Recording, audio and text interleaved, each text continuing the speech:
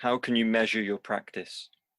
Because even if your practice is going really well and you think it's going really well, that could be pure fantasy for you. It's often when other people tell you that you're calmer or more relaxed, that's when it counts really, because we are our own blind spots. We can believe anything about ourselves. We can believe we're the best meditator in the world. It could be complete delusion. But for other people to comment and say, "Oh, you're much calmer, you're much more still, you're much more accepting, you flow with life more," then somebody from outside is noticing something about us. But also, if we think we're the absolute worst meditators, and maybe this is more common, especially with people I work with, and they say, "Well, my mind is a mess, and this is happening, and this is happening."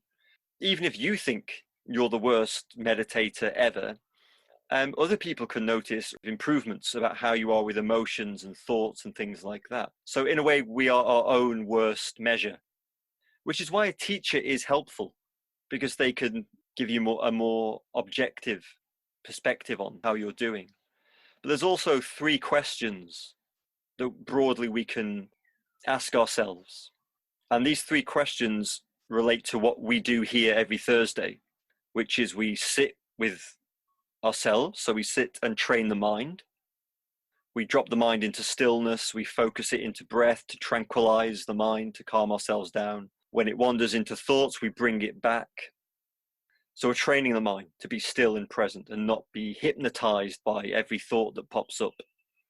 And the second thing we do is that we drop that awareness that we're sharpening up initially down into and through the body, becoming embodied, sitting as the body, allowing ourselves to fully feel the body and sensation and emotion, and allowing everything just to come and go like waves. We don't have to do anything to the emotion. We don't have to do anything to the sensation. We don't have to do anything to the thought, because all of it comes up from nothing and disappears back into nothing. And we just let it. That's it. Just let the natural process happen.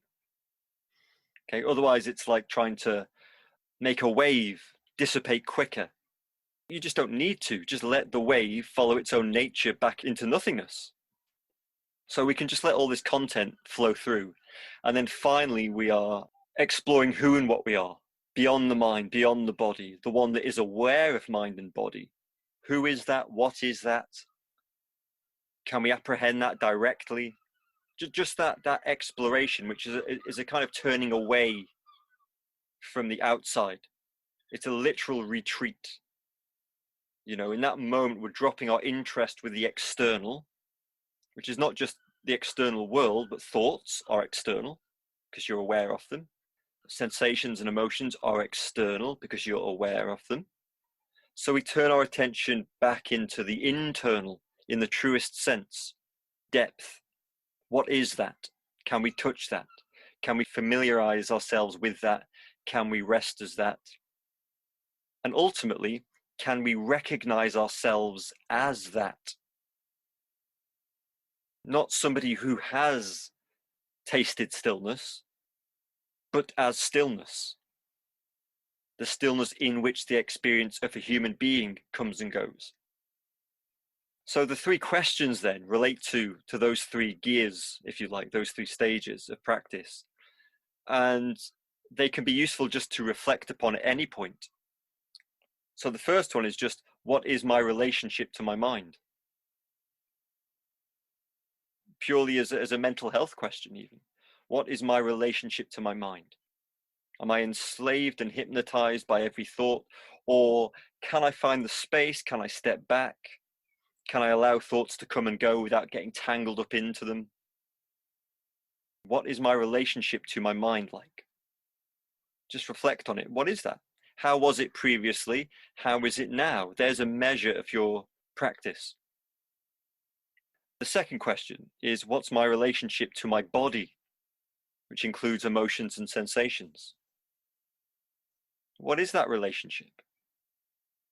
Are we trying to prevent aging? Are we trying to repress emotions? Are we running from certain things in the body? I mean, often we are, so that's fairly common.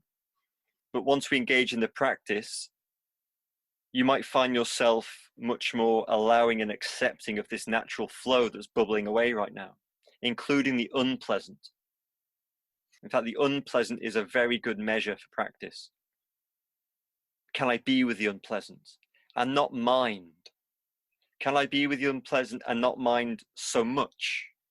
Well, then you know you're headed in the right direction. Have you chosen certain tasks that you do at home or at work and attempted to integrate your mindfulness with that task, therefore transforming it into a practice essentially? If you're still doing your mindfulness and yet as soon as you step out the door, you hate shopping, you hate talking to the postman, you can't be bothered to stand in the queue, everything annoys you, the traffic jam is stressful, then something's not quite working in your practice. It should naturally start to encompass all of these different things. But also you can target things, you can choose. I really have trouble with X, so I'm going to really focus on transforming X. So that's the next question. What is my relationship to my body? So illness is a good teacher because it will show you how you are with it. Physical pain, it will show you how you are with it. And they can be reminders when you catch yourself saying, oh, I wish I wasn't so ill. I wish I wasn't in so much pain. Hang on a sec. That's like an alarm bell. And that alarm bell is offering you something different. What if you drop down into it? What if you let go? What if you surrender? What if you flow with this experience rather than fight it? So the next time you're stressed or angry or in pain or ill, can we use them as amplifiers for practice? And then the third question, I suppose, is, okay, who am I? What am I? But what's my relationship to life? What's my relationship to reality, broadly speaking? What is my relationship to it? Do I feel like a small, insignificant, separate, lonely creature that needs to fight its way through life only to die? Is that it? Is that how we feel? And it might be, and that's fine. But with the practice, especially exploring that deep end, we often start to feel a much more broader sense of what it is to be alive, based on your direct experience. I mean, the mind will tell you that you are separate from everything around you in this moment. Yeah, you're separate. You're in here, everything else is out there.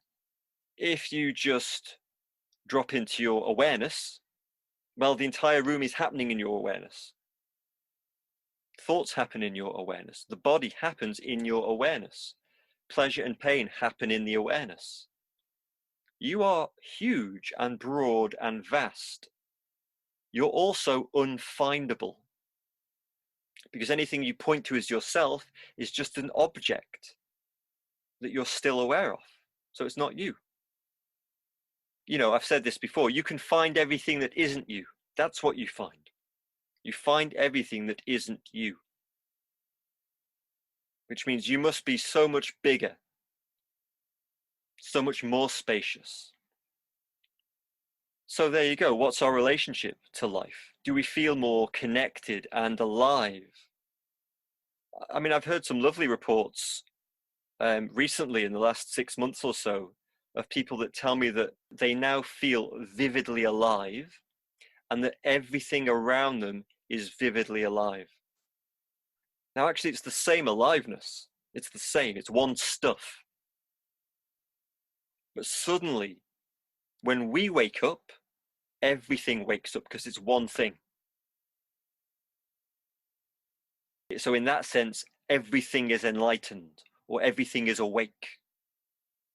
The tree is awake. The box is awake. The wall is awake. You are awake. Everything is alive and awake. In a sense, you are being taught all the time by everything because it's one thing, one awareness, which you are, appearing as everything you can see and experience.